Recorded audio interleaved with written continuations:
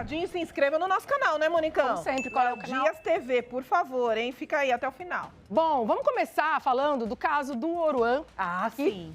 Tá quente aí. Tá quente, tá bombando. Tá bombando. Ele foi transferido pra Bangu, né? Bangu 3. Bangu Eu nem 3. sabia que tinha um complexo, né, Mônica? É, o complexo, né? É, a Alexia tá falando que é um complexo lá no Rio de Janeiro. E aí tava um bafafá, dizendo que ele comeu feijoada, como se fosse uma coisa, tipo... Só dele. Só dele. Não. Parece que não é bem isso, Não que é ele bem comeu o isso. prato que todo mundo come. É. Foi servido a ceia, ele comeu a ceia. Nada de diferente dos demais presos. Mas pra gente falar um pouquinho sobre essa situação, sobre tudo que envolve o Oruan, a gente tem um convidado aqui também muito especial, o delegado Palumbo. Super boa noite, sou muito sua fã. Obrigada. Bom ter você aqui com a gente. Obrigado, é um prazer participar do programa. Fico honrado e feliz e sempre às ordens.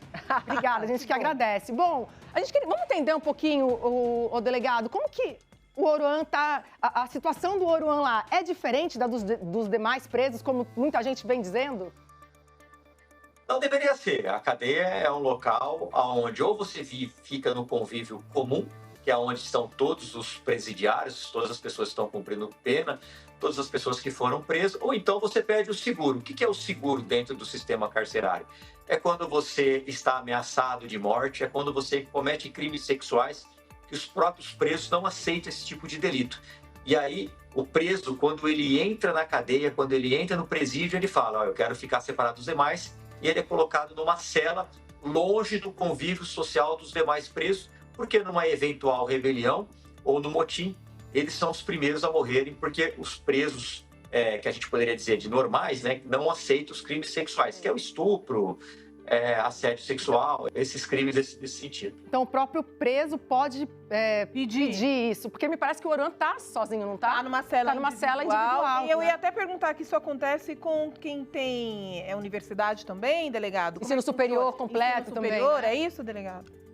Não, quando você, por exemplo, é detido administrativamente por pensão alimentícia, aí você é colocado separadamente dos demais presos que cometeram crimes de fato. No caso do Oruan, ele deve estar lá nas primeiras 24 horas nessa cela, depois, naturalmente, ele deveria ser colocado no convívio normal, exceto se ele estiver sendo ameaçado de morte ou se correr risco à sua integridade física. Mas, mesmo assim, ele fica com outros presos. Por exemplo, presos políticos, presos sexuais, como eu acabei de falar. Agora, no caso dele, tem que analisar em tela se ele realmente corre esse risco de perder a vida dentro desta cadeia.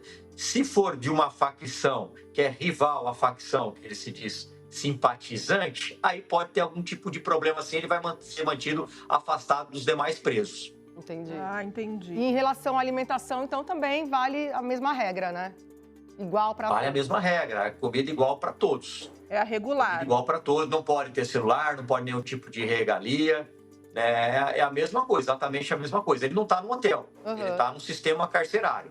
Sim. Se tiver tendo qualquer tipo de regalia, é um erro dos policiais penais, é um erro da administração. Não deveria ter. Agora, delegado, uma dúvida. Muita gente está dando muito o que falar também. Tem gente dizendo que houve excesso da polícia nessa abordagem ao Oruan.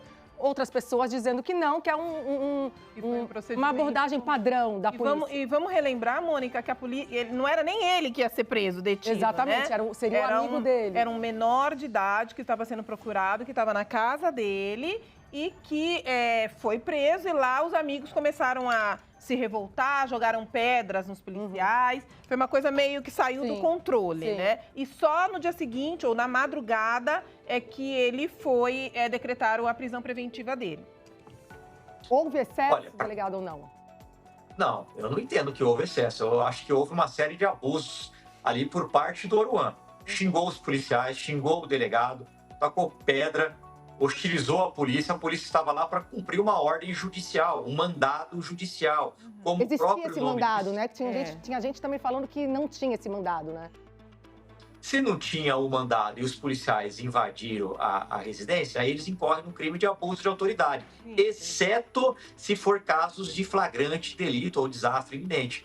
Mas me parece que os policiais ali estavam agindo de acordo com a lei.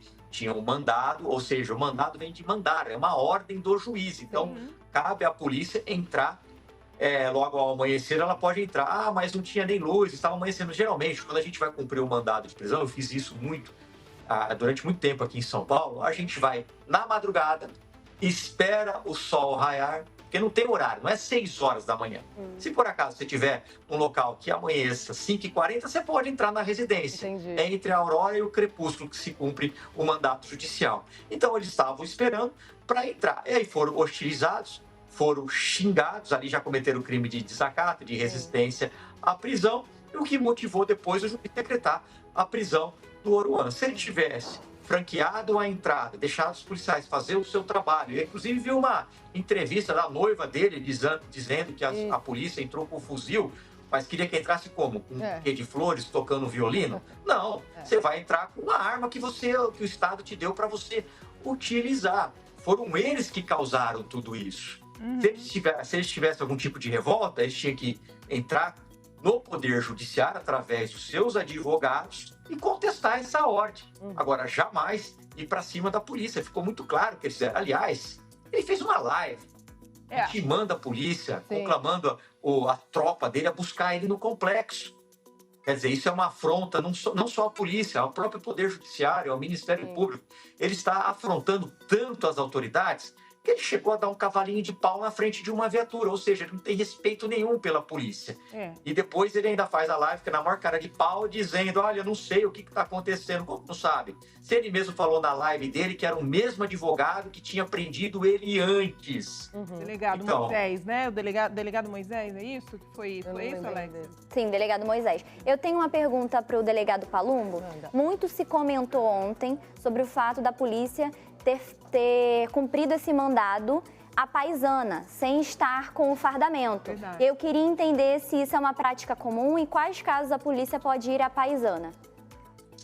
Olha, a Polícia Civil, bem como a Polícia Federal, nós não usamos fardas e nem uniforme. Entendi. O traje do policial civil é ele se misturar perante a sociedade, como se passasse por qualquer um do povo, exatamente para fazer a prisão.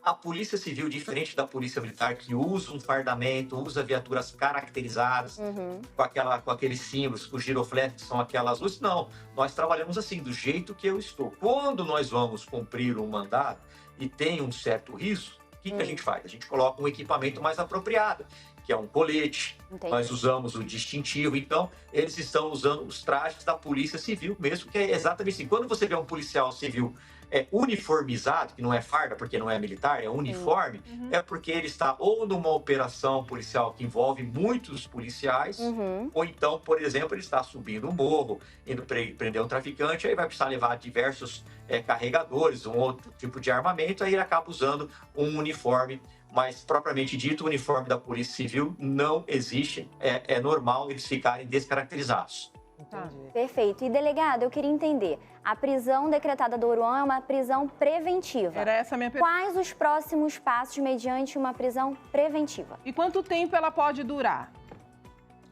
Ela pode durar durante toda a instrução do processo penal. O que vai acontecer agora? O inquérito policial ele é presidido pelo delegado de polícia. Ele tem um prazo de 30 dias, que pode ser prorrogado por mais 30, por mais 10, de acordo com o que ele peça para o juiz defere, ouvindo o Ministério Público. Depois que ele conclui esse inquérito, ele faz um relatório que vai para o juiz e para o promotor. O promotor, ele é o titular da ação penal. O que é isso? É o promotor que vai fazer a denúncia formal. A partir do momento que o promotor faz essa denúncia, o juiz recebe, o Oruan será citado. Aí ele passa a ser formalmente réu. Por enquanto, ele é indiciado, está sendo investigado, e agora o próximo passo é esse inquérito policial virar um processo judicial. O que eu acho incrível é que tudo isso poderia ter sido evitado, como o próprio delegado falou, né? Ele se inflamou, ele foi pra cima da polícia. Eu não tô dizendo se ele se é culpado, se é inocente, mas ali ele mesmo filmou. Sim. Ele mesmo filmou jogando pedra, xingando. Então, quer dizer, ele procurou alguma coisa, né? Aliás, Agora... Palumbo, nesse caso, então, especificamente, apesar dele já ter outras acusações, neste caso especificamente, se ele não tivesse agido assim como ele agiu com a polícia, ele não estaria preso, então, hoje? Muito provavelmente não.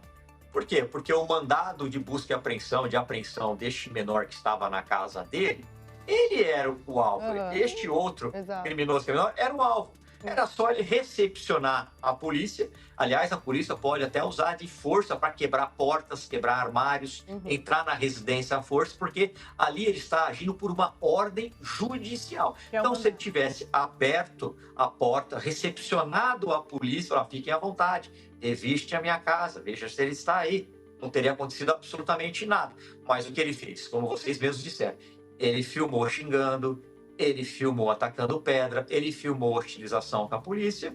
E é claro, o juiz colocou isso em relatório, representou pela prisão e o juiz deferiu, até pelos históricos dele, de afronta ao Poder Judiciário e afronta a própria polícia o tempo todo. Uma hora ele ia acabar atrás das grades. E foi exatamente o que aconteceu.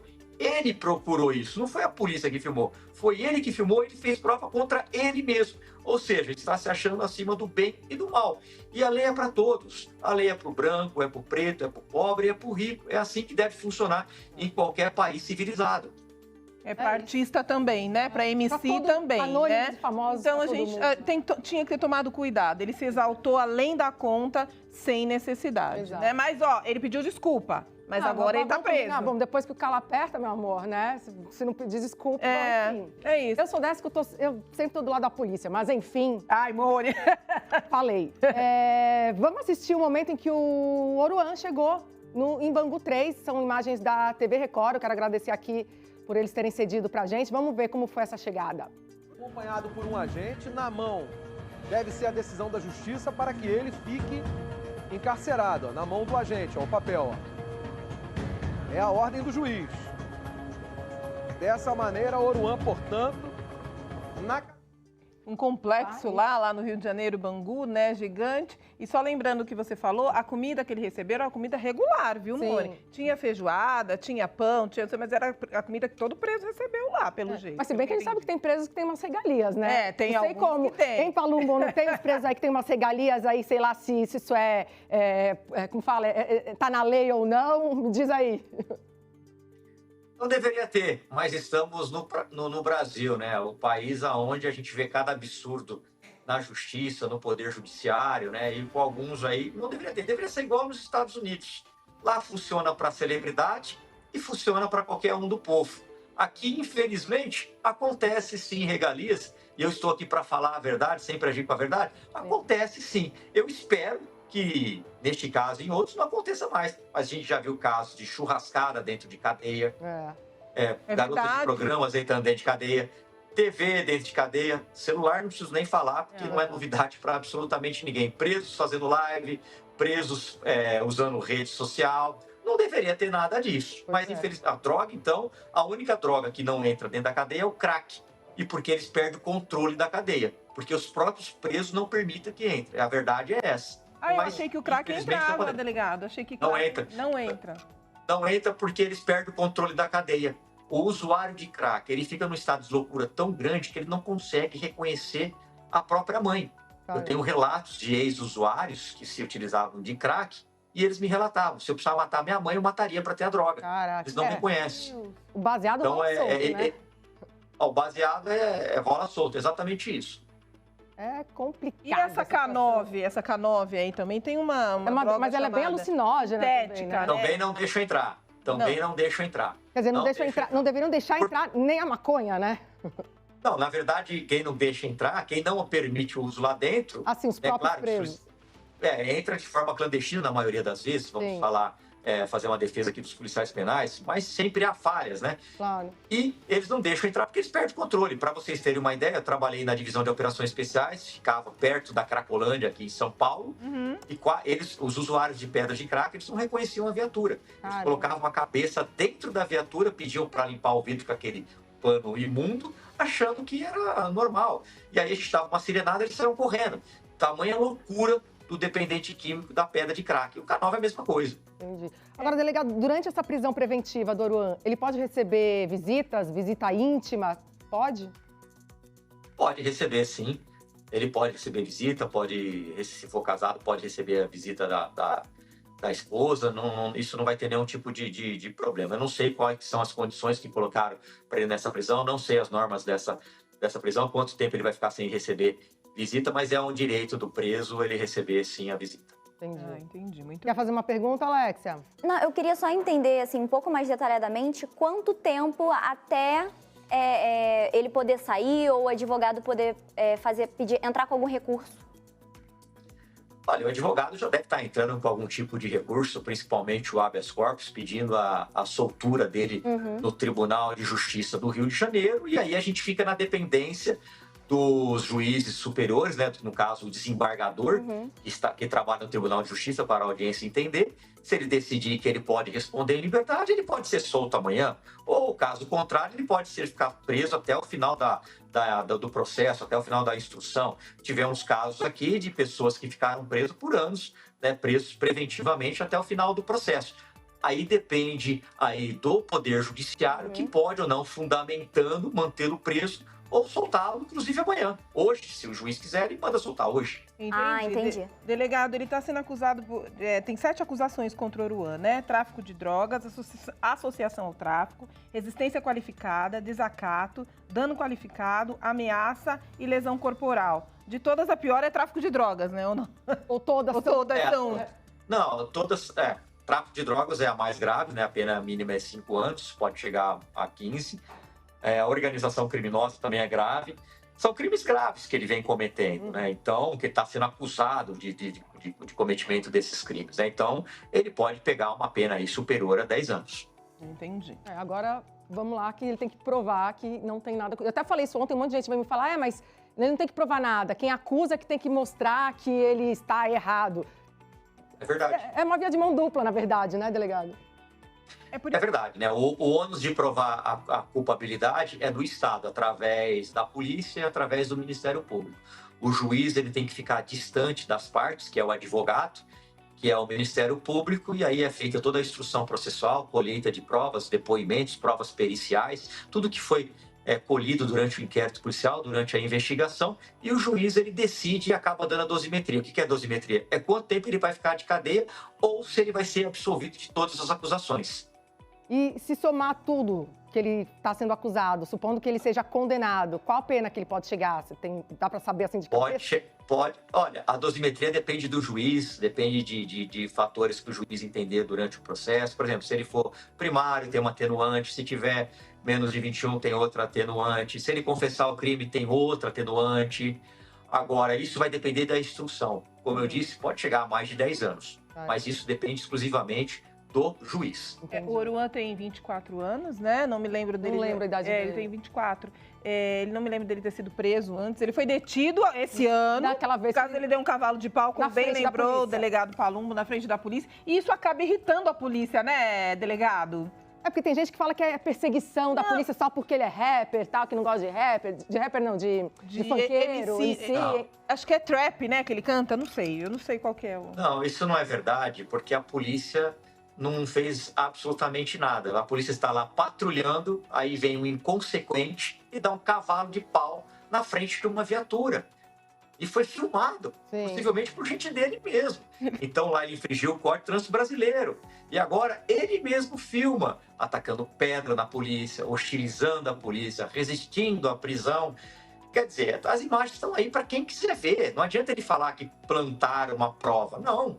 Ninguém plantou ele e falou, vai lá, dirige o carro e dá um cavalo de pau na frente da polícia. Ele, maior de idade, livre, espontânea vontade, resolveu cometer essa imbecilidade, que além de imbecilidade, é crime. E agora ele está colhendo o que ele plantou. Não tem perseguição aí.